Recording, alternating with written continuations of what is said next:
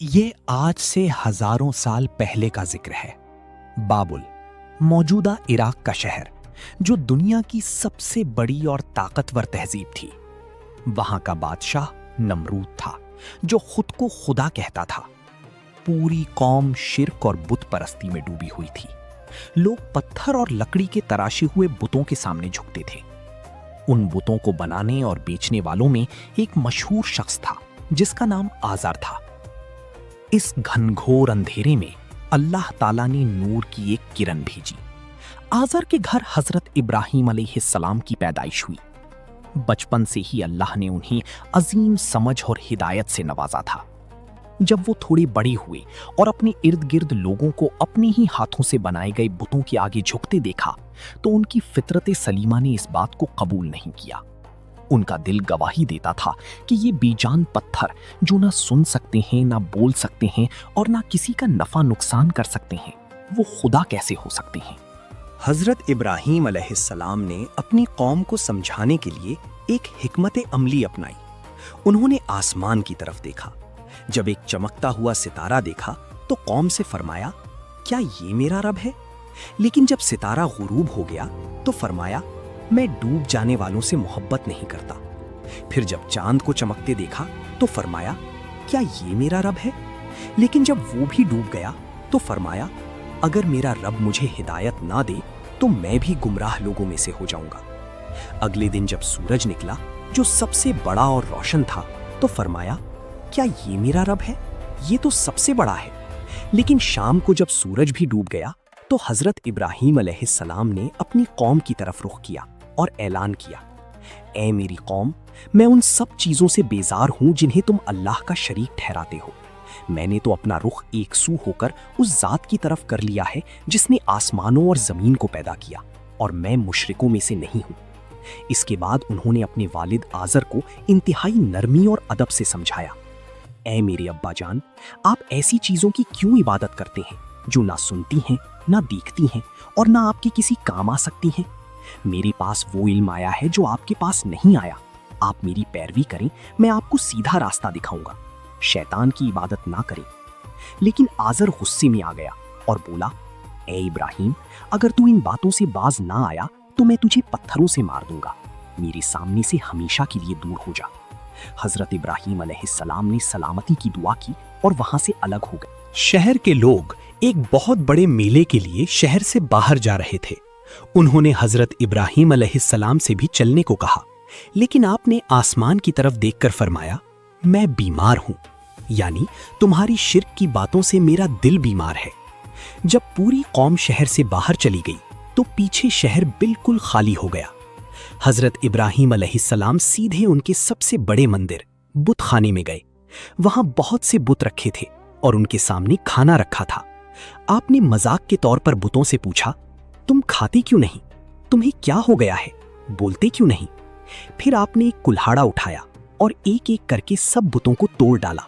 सिर्फ उनके सबसे बड़े बुत को छोड़ दिया और कुल्हाड़ा उस बड़े बुत के कंधे पर रख दिया। जब लोग वापस आए और अपने खुदाओं की ये हालत देखी तो आग बगूला हो गए, चिल्लाने लगे, हमारी खुदाओं के साथ ही किसने किया? किसी ने कहा कि एक नौजवान है जिसे इब्राहीम कहते हैं, वो इनकी बुराई करता था। आपको पकड़कर लाया गया और भरी मजमे में पूछा गया, ए इब्राहीम, क्या हमारी खुदाओं के साथ तुमने ये किया है?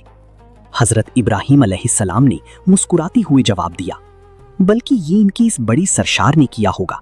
इन्हीं से पूछ लो अगर ये बोल सकते हैं। लोग शर्मिंदा हो गए और सर झुकाकर बोले, तुम तो जानते हो कि ये बोल नहीं सकते। आपने फौरन फरमाया, तो फिर तुम अल्लाह को छोड़कर ऐसी चीजों की इबादत क्यों करते हो जो ना तुम्हें फायदा दे सकती हैं ना नुकसान? अफसोस है तुम पर और तुम्हारी इन अक्लों। नमरूद ने फैसला किया कि इस गुस्ताखी की सजा मौत है, और वो भी आग में जलाकर। एक बहुत बड़ा गड्ढा खोदा गया और उसमें आग भड़काई गई। आग इतनी शदीद थी कि आसमान पर उड़ते हुए परिंदे भी उसकी तपिश से जलकर गिर जाते थे। हजरत इब्राहीम अलैहिस्सलाम को उस आग में डालने के लिए एक मंजनीक यानी कैटपुल्ट तैयार की गई, क्योंकि कोई आग के करीब नहीं जा सकता था।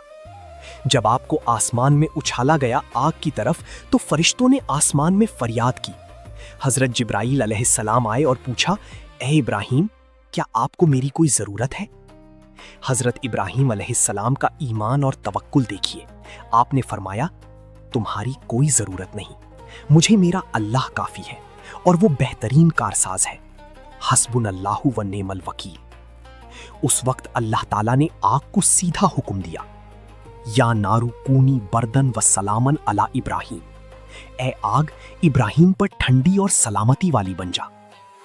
آگ ان کے لیے ایک خوبصورت باغ میں تبدیل ہو گئی۔ جو رسیاں انہیں باندھی گئی تھیں صرف وہ جلی۔ لوگ دور سے یہ منظر دیکھ کر حیران تھے کہ ابراہیم علیہ السلام آگ کے بیچوں بیچ آرام سے بیٹھے ہیں۔ نمرود کا گھمنڈ چور چور ہو گیا تھا۔ نمرود نے آپ سے مناظرہ کیا، یعنی ڈیبیٹ کیا کہ میرا رب وہ ہے جو زندگی اور موت دیتا ہے۔ تو حضرت ابراہیم علیہ السلام نے فرمایا، میرا رب وہ ہے جو سورج کو مشرق سے نکالتا ہے، تو اس کو مغرب سے نکال کر دکھا۔ نمرود لاجواب ہو گیا۔ جب قوم نہیں مانی تو حضرت ابراہیم علیہ السلام نے اپنا وطن چھوڑنے کا فیصلہ کیا۔ اپنی بیوی حضرت سارہ علیہ السلام اور بھتیجے حضرت لوط علیہ السلام کے ساتھ ہجرت کی۔ کافی عرصے بعد جب آپ کی عمر بہت زیادہ ہو گئی اور کوئی اولاد نہ تھی تو آپ نے اللہ سے دعا کی۔ حضرت حاجرہ علیہ السلام کے بطن سے اللہ نے آپ کو ایک بیٹا عطا کیا، حضرت اسماعیل علیہ السلام۔ اسماعیل علیہ السلام ابھی دودھ پیتے بچے تھے کہ اللہ کا حکم آیا۔ حضرت ابراہیم علیہ السلام حضرت حاجرہ اور ننھے اسماعیل علیہ السلام کو لے کر عرب کے بالکل بنجر اور سنسان علاقے میں آ گئے، جہاں نہ پانی تھا، نہ گھاس، نہ کوئی انسان۔ یہ جگہ آج مکہ کہلاتی ہے۔ آپ نے انہیں وہاں چھوڑا اور واپس جانے لگے۔ حضرت حاجرہ علیہ السلام گھبرا کر پیچھے آئیں۔ آپ ہمیں اس بے آب و گیا وادی میں کس کے سہارے چھوڑ کر جا رہی ہیں؟ حضرت ابراہیم علیہ السلام خاموش رہی۔ حضرت حاجرہ نے پوچھا، کیا اللہ نے آپ کو اس کا حکم دیا ہے؟ آپ نے فرمایا، ہاں۔ اس پر اس عظیم عورت کا ایمان دیکھیے۔ انہوں نے کہا، تو پھر اللہ ہمیں ضائع نہیں کرے گا۔ حضرت ابراہیم علیہ السلام تھوڑا آگے گئی اور مڑ کر دعا کی، اے ہمارے رب، میں نے اپنی کچھ اولاد کو ایک بے کھیتی کی وادی میں تیرے محترم گھر کے پاس لا کر بسایا ہے تاکہ یہ نماز قائم کریں۔ کچھ ہی دنوں میں پانی اور کھجوریں ختم ہو گئیں۔ ننھے اسماعیل علیہ السلام پیاس سے رونے لگے۔ حضرت حاجرہ علیہ السلام بیٹے کی تڑپ نہ دیکھ سکیں اور پانی کی تلاش میں پاس ہی ایک پہاڑی صفا پر دوڑی۔ وہاں کچھ نہ دکھا تو دوسری پہاڑی مروہ کی طرف دوڑی۔ اس طرح انہوں نے گھبراہٹ اور فکر میں دونوں پہاڑیوں کے درمیان 7 چکر لگائے۔ اللہ کو ایک ماں کی یہ تڑپ اتنی پسند آئی کہ قیامت تک آنے والے حاجیوں کے لیے اس سعی کو لازمی قرار دے دیا۔ جب وہ تھک کر واپس بچے کے پاس آئیں تو دیکھا کہ حضرت جبرائیل علیہ السلام یا ننھے اسماعیل علیہ السلام کی ایڑیوں کی رگڑ سے وہاں ایک پانی کا چشمہ پھوٹ پڑا ہے۔ وہ گھبرائیں کہ پانی بہہ نہ جائے تو اس کے ارد گرد مٹی کی مینڈ بنائی اور فرمایا، زمزم، رک جا، رک جا۔ یہ وہی مبارک آب زمزم ہے جو آج تک پوری دنیا کے مسلمان پیتے ہیں۔ پانی کی وجہ سے وہاں جرہم قبیلہ آ کر بس گیا اور مکہ آباد ہو گیا۔ حضرت اسماعیل علیہ السلام جب تھوڑے بڑے ہوئے، دوڑنے اور کھیلنے کی عمر کو پہنچے، لگ بھگ 13 سال، تو اللہ کی طرف سے حضرت ابراہیم علیہ السلام کا سب سے بڑا امتحان آیا۔ آپ نے خواب دیکھا کہ وہ اپنے اس اکلوتے اور پیارے بیٹے کو اللہ کی راہ میں ذبح کر رہے ہیں۔ انبیاء کا خواب سچا وہی ہوتا ہے۔ آپ نے یہ بات اپنے بیٹے کو بتائی، اے میری پیاری بیٹی، میں خواب میں دیکھتا ہوں کہ میں تجھے ذبح کر رہا ہوں، بتا تیری کیا رائے ہے؟ فرما بردار بیٹی کا جواب آسمانوں نے بھی سنا ہوگا، اے میری ابا جان، جو آپ کو حکم دیا جا رہا ہے وہ کر گزریے، انشاءاللہ آپ مجھے صبر کرنے والوں میں پائیں گے۔ دونوں باپ بیٹی اس عظیم قربانی کے لیے نکل پڑے۔ راستے میں منا کے مقام پر شیطان نے 3 بار انہیں بہکانے کی کوشش کی، لیکن حضرت ابراہیم علیہ السلام نے ہر بار اسے 7 کنکریاں ماری، جو آج بھی حج کا ایک اہم رکن رمی الجمارات ہے۔ جب آپ نے بیٹے کو مٹی پر لٹایا اور ان کی گردن پر چھری چلانے لگے تو اللہ کی طرف سے آواز آئی، اے ابراہیم، تو نے اپنے خواب کو سچ کر دکھایا۔ ہم نیکی کرنے والوں کو ایسی ہی جزا دیتے ہیں۔ بے شک یہ ایک کھلا امتحان تھا۔ اللہ تعالیٰ نے جنت سے ایک دمبا بھیج دیا اور حضرت اسماعیل علیہ السلام کی جگہ اس کی قربانی قبول فرمائی۔ یہی وہ عظیم سنت ابراہیمی ہے جس کی یاد میں ہر سال عید الاضحیٰ منائی جاتی ہے۔ کچھ عرصے بعد اللہ تعالیٰ نے حضرت ابراہیم علیہ السلام کو حکم دیا کہ وہ یہاں اللہ کا گھر خانہ کعبہ تعمیر کریں۔